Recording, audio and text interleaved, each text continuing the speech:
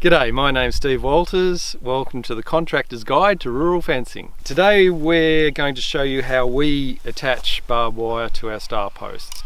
There's a whole bunch of different ways to do it. You can cut a bit of number 10, you can wrap it around, you can use the pre-bent ties.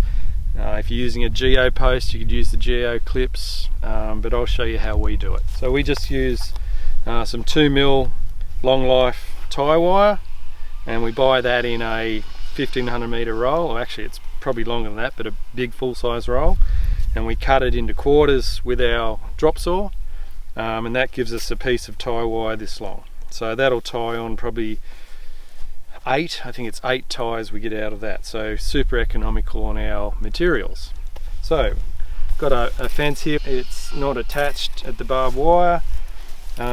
We put our barbs all on the blade side, which is the side that Waratah recommends that you attach the wire, so there's only one potential rust point. The hole is closer to the barbed wire, which means there's less potential for it to rub up and down. And this side is normally a pressure side of the post. You've got the two blades at the back which stops that post moving through the soil. So we use this as our pressure side. So our hot wires are on this side and our barbs are on this side, and our netting will be on this side as well. Okay, so we have our wire. We make a bend in the wire, so roughly parallel.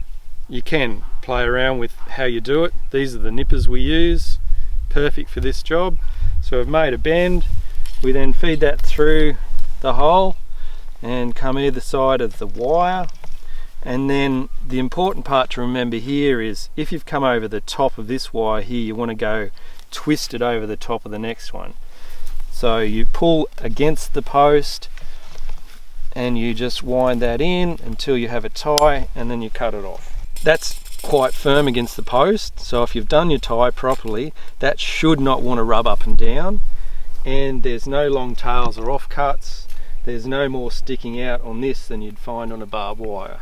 It's super neat, efficient and effective. Trick with this, I guess you call it a trick, is that if you don't grab those two ends of the wire at the same distance, you can have one wire just rotate around the other one, which is a weak tie and it won't hold. So I'll show you, if I can muck it up, how that goes. If I then grab it like this so it's out of sequence, and then you get a tie sort of like this, that's very weak.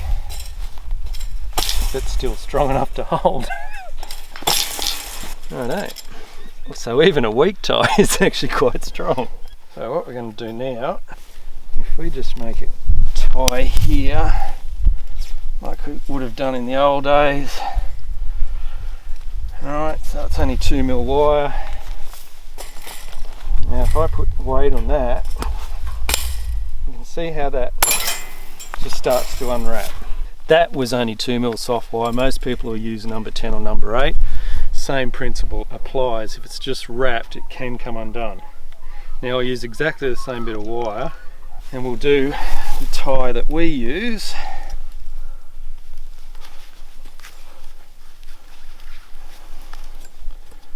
So there's a nice little neat tie.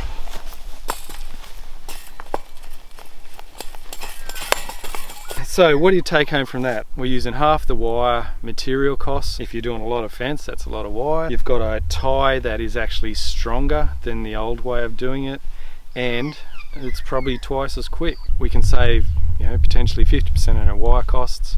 We can save 50% on our labour costs, which at the end of the day, if you're doing this for a living, is pretty good economics. Happy fencing.